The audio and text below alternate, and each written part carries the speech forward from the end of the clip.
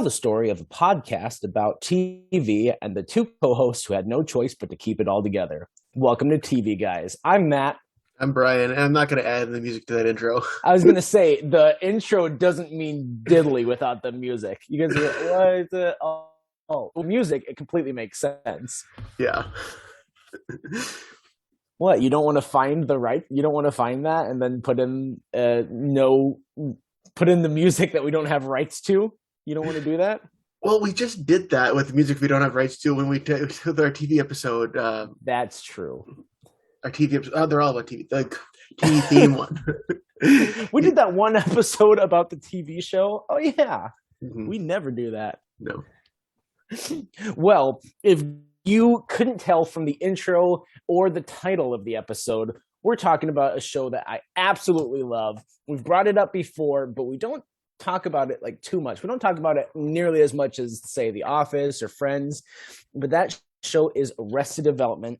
It's a show that started off on Fox back in like 2000. I didn't look this up, so I'm guessing somewhere back in like 2003, 2004, somewhere there. Yeah. And was on Fox for 3 seasons, got canceled, and then Netflix picked it up and kind of dropped the ball with it after that first season. It was on Netflix. So that's the story of Arrested Development.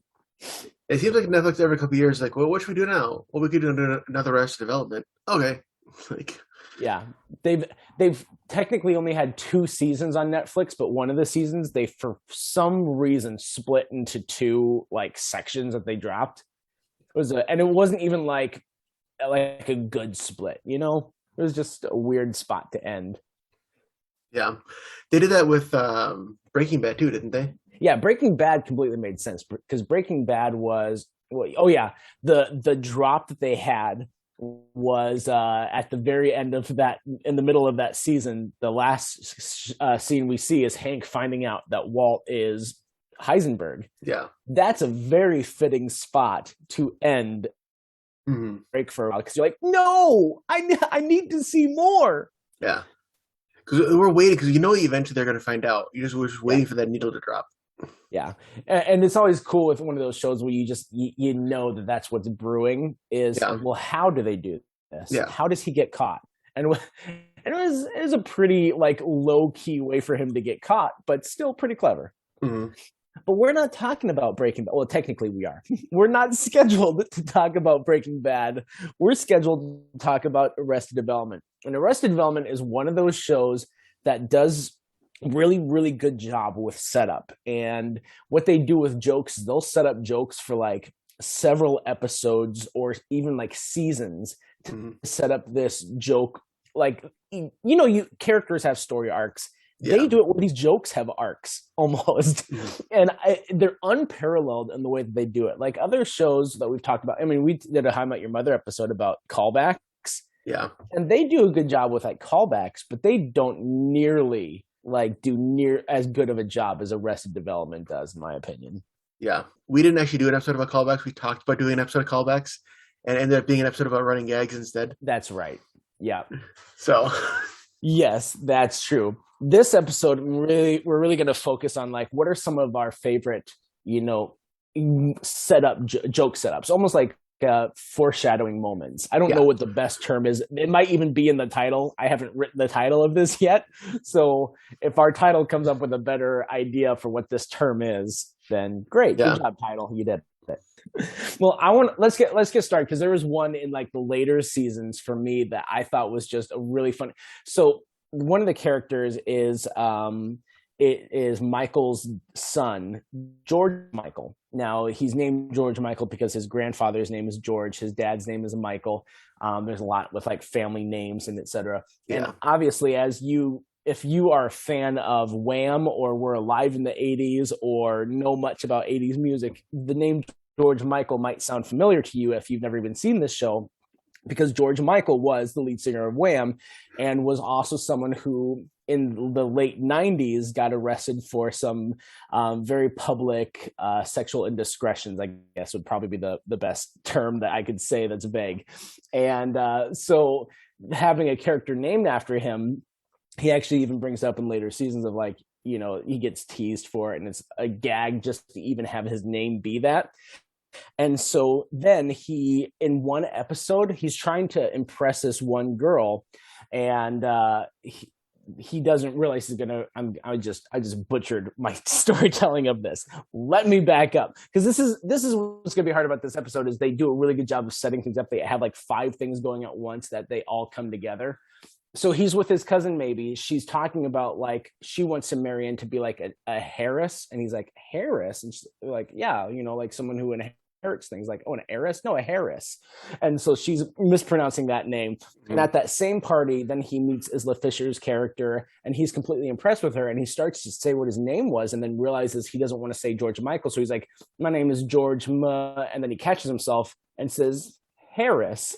And so then he ends up going by George Maharis, who also had sexual indiscretions, but a little older than George Michael back in the 1970s. And so the joke was going from named after this one person, having this completely different fake name to distance himself from that person who had very public arrest, to someone else who had a very public arrest without him realizing. Yeah. On the same page? Yeah. And the joke worked. It worked really well, especially if you catch it. And like, if you weren't alive during that time or weren't familiar with that, you might not catch it.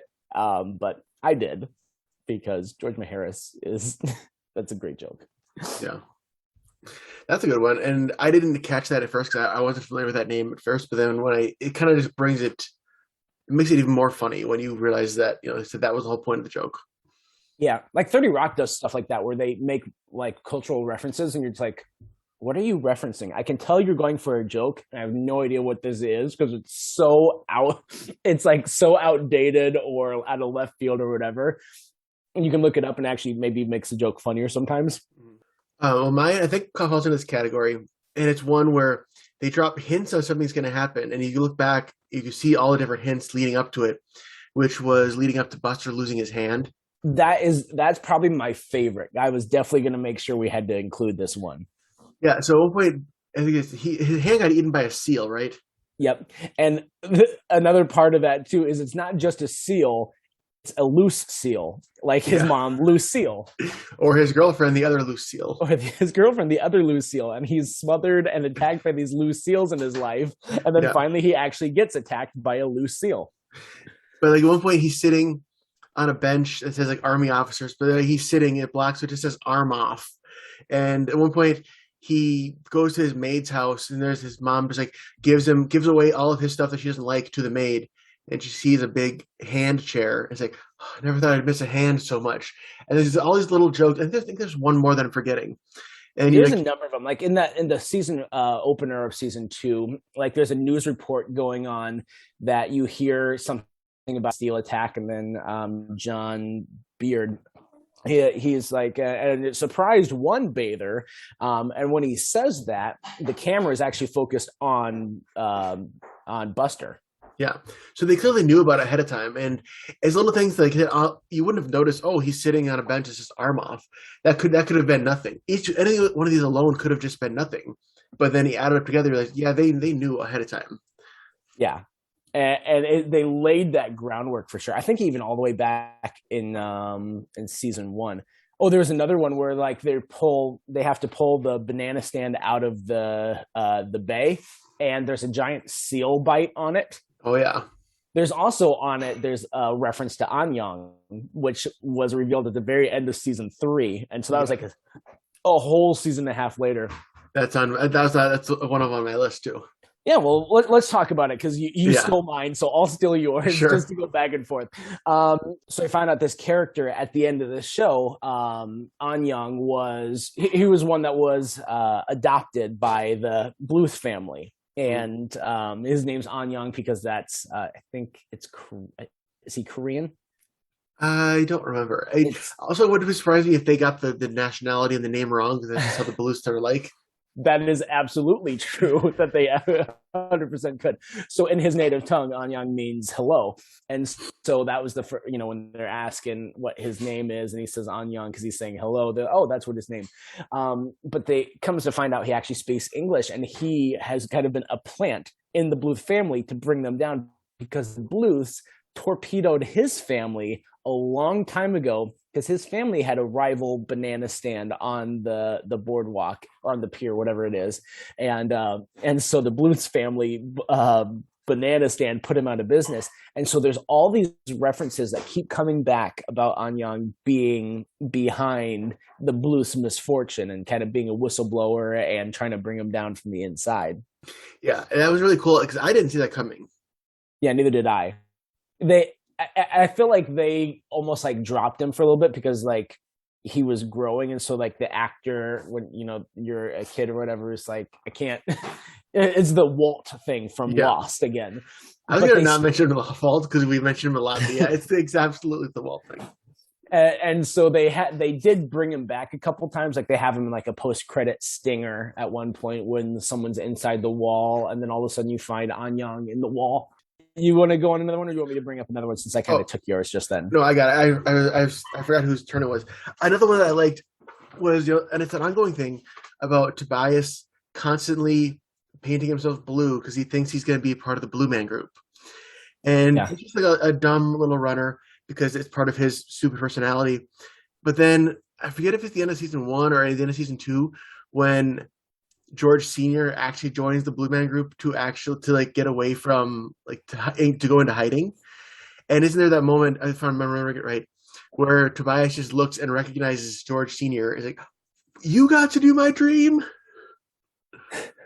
They got so much leverage out of that joke. Yeah. They are so much mileage out of that joke. They used it for so many things. Mm-hmm. They used it when they're trying to track George down. And so then they have like the blueprints, like that whole thing with the bad secretary. Yeah. So instead of printing it on paper, a picture of him, they print it out on blueprints. And because it's on blueprints, the face looks blue. And so when Tobias, being bald, is walking around with a blue face on, then the other Tobias, the hitman, comes out of nowhere and or the bounty, whatever, it catches him and like pins him to the ground.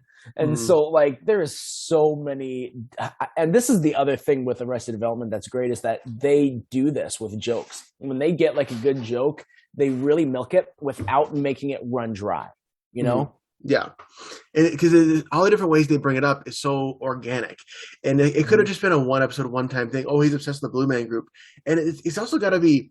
I wonder how long it took David Cross in that like a makeup chair to be blue every time.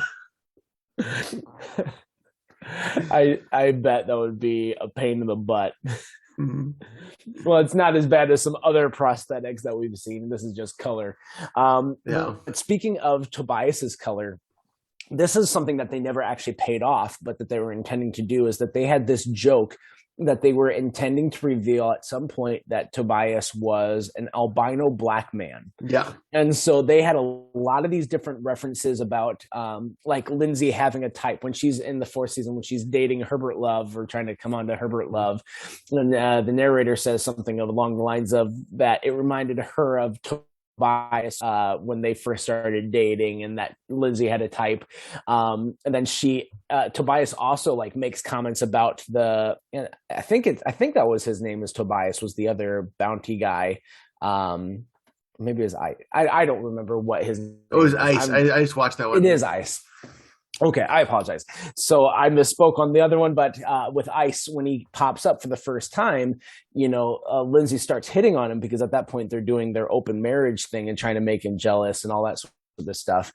And so Maybe is talking to Tobias about it, and she's like, "Well, that's got to make you mad too." And he's like, "Yeah, but you'd think that she would pick someone to hit on that doesn't look so much like me," and then said something about him being a strong black guy, comparing him to Tobias, and Tobias is like, "Nothing like that. I'm not a strong guy," or something along to that effect. It doesn't refuting the black part. Yeah, that's part. That it's kind of the point where Lindsay and Tobias's relationship is so toxic, but like they're so equally toxic that it almost works. Yeah. You're absolutely right with that. Is that of course the person who loses in that is Maybe. But if it was just them without them having a daughter, like they absolutely deserve each other, and they deserve to keep being stupid with each other because they are so involved in their own selves, and they do so bad at it too. That's the problem.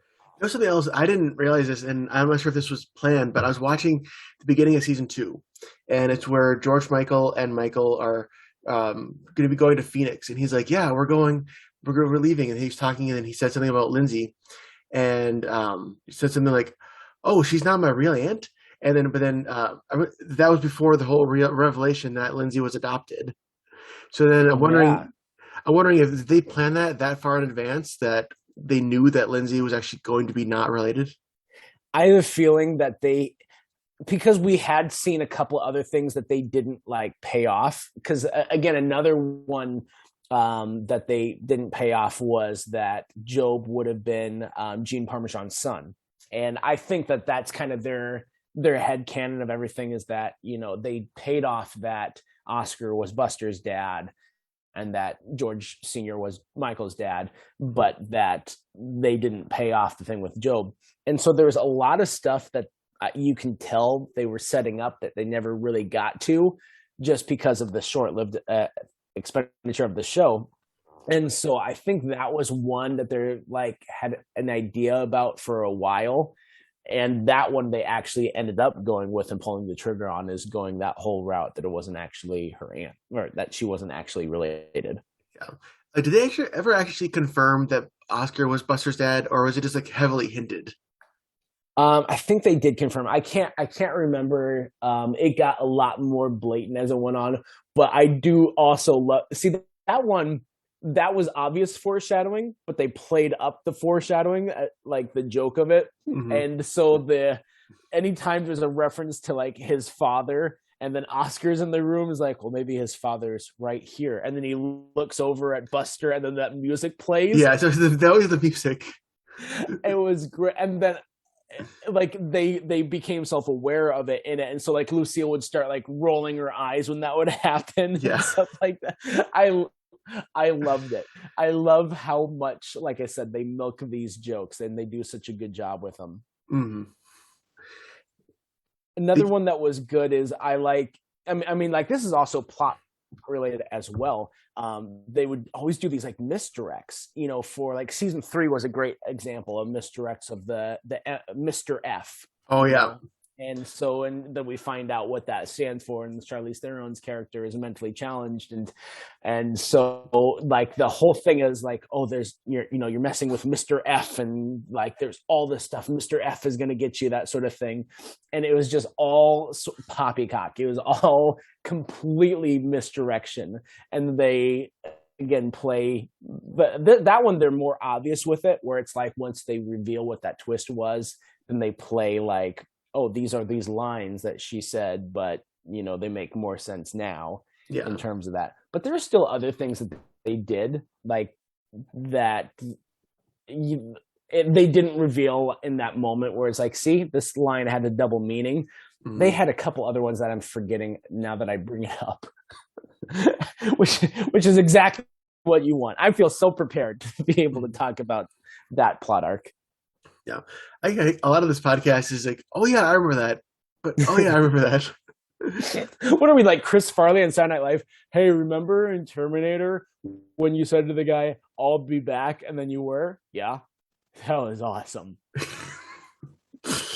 Yeah. Also, I've said before how like Buster is my favorite. I love the episode where he to get out of the army, he thinks he's running away to Mexico, but he just goes and follows the maid home, and he doesn't realize that the maid lives in the same city they live in. That was a fun episode. Yeah, I like the one Mexico one where they're trying to track down George Sr.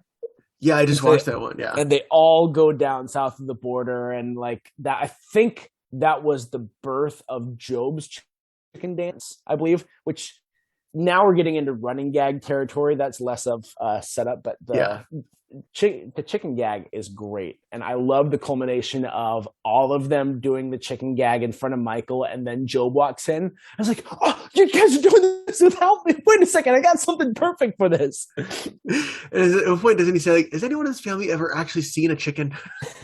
Yeah. It's also when they all forget and abandon Anne in Mexico. Yep. There's another great one, and again, that's more running gag, less of a setup as all the stuff with Anne. I really enjoyed what they did, culminating in like that fourth season where she gets married, and the church is named something that where the anagram would be her, and so Yeah. they've got the giant letters hanging above them at the wedding that just says "her" with a question mark. I think she is kind of like the show's version of some of these characters where I don't think they intended on using her as much as they did. I think they liked the gag and they kept bringing her back because of it. I think they liked, and I'm blanking on her name, but I think May Whitman. Mae Whitman. Thank you. I knew it was Whit something, but I think they liked Mae Whitman because we've talked about how the first episode with Anne was a different actress, and then they replaced her with Mae Whitman, and they're like, and they were supposed to keep replacing that character to show that she is so forgettable it doesn't matter who plays her. But Mae Whitman did so good with unforgettability or with being forgettable that Yeah. it made her unforgettable. Oh, and that's what I had forgotten. Let's backtrack here because I brought up the whole thing about them toying with Joe being Gene Parmesan's son. Yeah. So they do this one thing where they have Job a couple different times, and this just looks, if at first glance, if you're watching it, it just looks like a weird quirk where he's at the house and puts Parmesan cheese into his hand, and then puts like some mustard on it, and then he eats Parmesan cheese and mustard. That's what he's eating, Yeah. and it's obviously disgusting, and it's a just like a dumb sort of gag, but the hidden meaning behind it looks to be like, because in the movie Clue, Martin Mull, who plays Gene Parmesan, played Colonel Mustard in the movie Clue, and so having him do that and kind of like would be one of the drops that they're having of, hey, let's start hinting at this connection he has with Gene. And of course, is it that much of a stretch to think that Lucille had an affair with Gene based on how she responds to him every time she sees him pop up?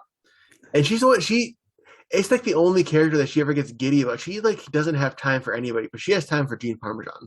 Oh my gosh, I love it every time. I've seen like a meme of like, get a woman in your life who looks at you the way Lucille looks at Gene Parmesan. Yeah. I first knew Martin Mull as Mr. Kraft, the principal, and Sabrina the Teenage Witch.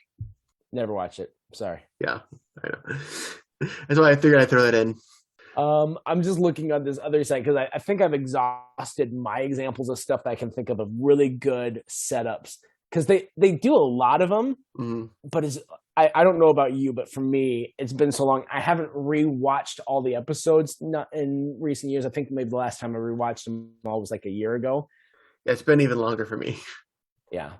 And so there's all the small things. And so like I looked up the ones that I knew were great that I loved. Is there any other ones that you're thinking of, or because we can blend it, just because I love Arrested Development and I have no problem talking about it even longer? Are there any running gags that you're like, this was great? Well, there was the chicken dance. I think that's really good. Also, just the fact like whenever they throw a party, even there's gonna be like 8 people, they like go all out with like huge catered events and stuff like that. Remember that one? Yeah. I think that's just little details about the family that I think are funny. This wasn't a running gag, but I loved one season where they're talking about in TV shows how like the set dressing can be lazy, and then while they're doing that, Michael opens up the cupboard, and the whole thing is empty except for one cup that he needs to grab. That was a great gag. Speaking of parties and like their personalities, it also says a lot how they keep reusing the same banner they have. Like it started off the welcome home from jail father, and then Oscar, then Buster, then mother, and then at a certain point she just covers it up with certain paper words. You're killing me, Buster, instead of welcome home. Like it's small stupid stuff like that just made this show great. Mm-hmm. Yeah. Oh, and don't forget, there's always money in the bandstand. There's always no touching. How much clearer can I say it? There's always money in the banana stand. And like I don't know, like Jeffrey Tambor can just do that yelling like no one else can do. Yeah. I Speaking of him, I love the shots that they'll also take at the individual actors. So like especially when it's like award seasons. So Jeffrey Tambor one year he lost Best Actor Emmy or Best Supporting Actor. I don't remember which one it was. Yeah, Best Supporting it had to be. He lost the Emmy that year, even though he was nominated. He lost it to Brad Garrett from Everybody Loves Raymond. And so then there was a scene where Michael he's commenting on something that George is doing, and he's like, "Oh, great, you're a great actor, Dad. You're a real Brad Garrett." Just to rub that in. Then there was when he didn't win for his role in Transparent. Like the beginning of the next season starts with because he had at the end of the season before that he was having testosterone issues, and so he put on like a wig and was dressed like a woman when someone came to the door. And so when they ditched that storyline, the narrator, the way he says is when he realized he wouldn't win any rewards for playing a woman, he etc., which is exactly what happened with Transparent. I just had one, then I forgot about it. I hate that. I also hate that. Yeah. So now you guys don't know. You don't even know. Except I just remembered it. The little gag, we talked about jumping the shark. There's one episode where their lawyer, Barry Zuckercorn, who's played by Henry Winkler, who was the Fonz in Happy Days. For some reason, there's a little plastic shark, and he jumps over the shark in a clear reference to obviously he's the one who did that back in the day to start that whole trend. Yeah, I mean, he even has a Fonz moment at a certain point in the show as well, when he's doing his hair in the mirror and or he's about to do his hair and then doesn't need to and does the like look at yourself. From what I've heard, Henry Winkler is one of like the nicest celebrities who's just cool to like do whatever. Yeah, he seems that way. He seems pretty genuine and just good natured sort of guy. Yeah, which is weird because it also sounds like a number of the actors on the Arrested Development set are not that way. No. And so guys, we're not going to see another Arrested Development season. Definitely not with Jessica Walter dead, and not with the drama that ended with the 5th season to begin with. A lot of stuff came out. Yeah, all the stuff about Jeffrey Tambor, and wasn't a little bit about Jason Bateman too? Yeah, from what I could understand, Jeffrey Tambor was misogynistic, and Jason Bateman kind of played it down, like sided with him of it's no big deal sort of thing is the way that it sounds. Also, it sounds like Michael Cera also, even though it didn't really pop up in Arrested Development, I just get this feeling from the different interviews I've seen, Michael Cera is also a terrible person. I can see that. I don't know about the only person I'm not sure about is David Cross. Yeah, I don't know anything about David Cross. I could see him being great. I could see it going the other way too. Yeah. Well, and then Portia de Rossi's married to Ellen, who's come out for being all not that nice either. So who knows how that would go? It's just a lot of complications, fitting for the characters, as the complications off screen as well. But you've got Henry Winkler there, so there you go. There you go. way to be the grown up in the show, Fonz. You know who else is really nice from Happy Days is Marion Ross. I was listening to an interview from her the other day, and she seems really nice. Why did it take me this long? Like I knew Ron Howard was in Happy Days and Henry Winkler were in Happy Days, but that they're both on this show. Why did it take me that long to be like, oh yeah, they're both together. They both were on that. You ever have that where it's like all the pieces to it, but you never like add everything up to get to the sum total? Yeah, definitely. I can't think of an example right now, but yeah, I can definitely think of that. Yeah. So there you go, guys. You just had my moment of zen on the show. Yeah. There's a definite Happy Days connection to Arrested Development. Absolutely. I mean, there's also other all of these characters, maybe not all of them, but a lot of these characters have popped up on the show Archer that had Jessica Walter as one of the voices. I don't think you've ever watched Archer, have you? Looking at me with a blank look. So no, I'm distracted by my cat who's saying you can do parkour right now. But no, I haven't seen Archer, but I've heard very good things about it. Which, by the way, if you've heard our last episode or 2 episodes ago that just came out, I apologize if you hear a cat in the background because it turns out I didn't realize when we were recording that, but when I went to edit it, I can hear Leo throughout the entire recording. Leo, would you shut up? I'm trying to say stuff. He's our silent. Not always silent co-host.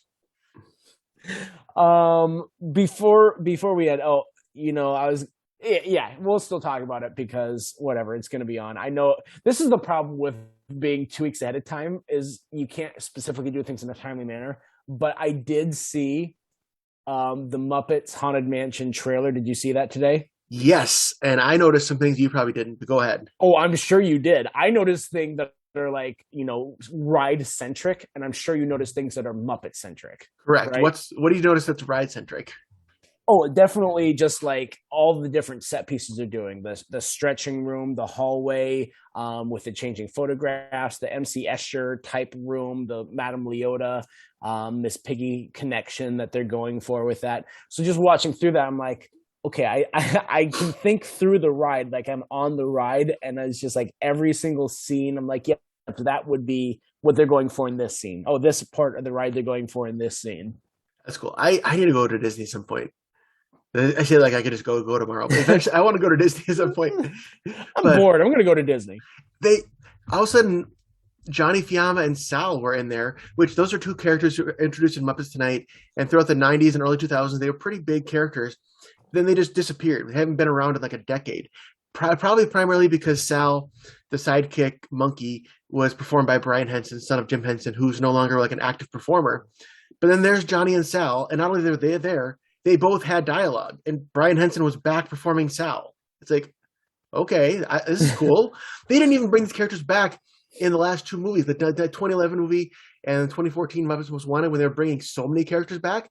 They didn't even bring those guys back for that, and now they're bringing them back. So it's like, cool, Johnny and Sal are back.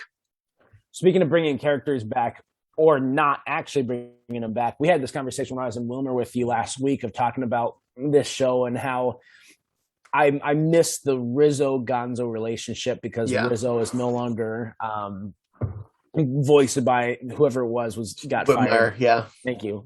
And so like I was commenting to him like, oh, this looks like this is going to be one of those vehicles where it would really work for Rizzo to pop up. And for it to seem like it's being narrated in a similar style to Muppet Christmas Carol, where it's going to be Gonzo and his sidekick, which in this case is going to be Pepe.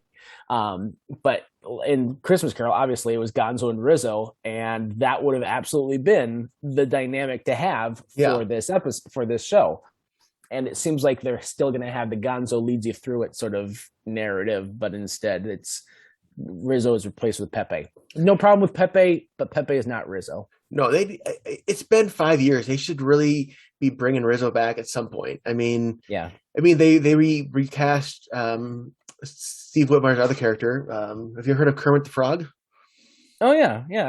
Once or twice. Yeah. So Steve Whitmire was the one who took over Kermit after Jim Henson died, and they've recast him again. To be fair, it is so much harder to do Muppets without Kermit than it is to do Muppets without Rizzo. That is true. If you did Muppets without Kermit, people would riot. Like, I don't miss Piggy, but you also can't do Muppets without Miss Piggy. And you can't do it without Fozzie, and you can't do it without Gonzo. I think those are the four that you have to have. Yeah. Anything else is a luxury. Yeah. You know, what's interesting, though, is that the new Kermit is played by Matt Vogel, who also performed Constantine, the fake Kermit in Muppets Most Wanted. And so his voice isn't quite there. So a lot of people are like, it sounds like Constantine just took over as Kermit from the last couple of years. Headcanon. It happened. That's the truth. Kermit's back in the gulag. Oh, man. I hate when that happens. All right. Well, I blame me. I brought it up. If you don't like Muppets Talk, then you might be in the wrong podcast, but you probably skipped to the last little bit. You might not even be listening to this point because we're at trivia time. And then next week, what are we doing next week? Well, you know what? We actually are planned out way more than we normally are. We had a plan. I don't know if I'll cut this out or if our listeners want to hear us talk about this. I think next week we should do the superlatives. Yes, that's right. That was on Facebook. If you haven't seen that Facebook post, I think by now it's going to be too late. We've already recorded the superlatives episode. Yeah. But we're gonna do that one next week, so you'll hear that coming soon. Mm-hmm. Most likely to do a podcast about TV shows. Who's that? Probably Kermit. No, if we're really TV characters, Abed. Abed would be the podcast about TV shows. Yeah, 100%. So, all right, trivia from last week is we talked a little bit about Big Bang Theory, and Sheldon's sister in that was played by which actress was the question, and the actress that she was played by is Courtney Hengler. Now, if you're like, who in the world is that? You might know her better as Amanda LaRusso from Cobra Kai, Daniel's wife. Yep. So that was before she was a big Cobra Kai deal, so to speak. Well, this week, speaking of casting, we talked about David Cross as well. David Cross was part of a comedy duo many years ago, even on a TV show called Mr. Show, with what famous actor? That Mr. Show gave it away for you? Yeah, well, isn't it called Mr. Show with Dave and insert name? Yeah. And so what was that actor? He actually was even on Arrested Development in one episode. He was? Yep. And that other actor is the star of a very good show that we might do an episode of on eventually. It's a show we both watch. We're giving away the answers now. Well, no, I mean it's true. Yeah, not wrong. Yeah, I would love to do an episode about that show at some point. Yes, probably we'll need to. So let us know your answer to trivia. Also, let us know if you have any other hey guys, I really want to see an episode about this. And we have a lot of guest stars that we have had on our show, and we're going to have more guest stars. We love talking with other people, especially about TV that they love. So feel free to be like, guys, I really love this show. Is there a chance I could be on and talk about it? We'll work it out. We'll get you on there. Sounds good. Oh, also bonus trivia. We'll do double. What Arrested Development cast member played a Muppet villain? Oh, speaking of Arrested Development cast members, one of them is going to be in Muppet Haunted Mansion. Oh yeah, yeah. Will Arnett. He's going to be in it. Well, it's not Will Arnett, but one of the other cast members played an actual villain in one of the Muppet movies. Man, I think I know who it is. All right. Well, until next time, I'm Matt. I'm Brian. And reminding you to stay tuned and keep watching.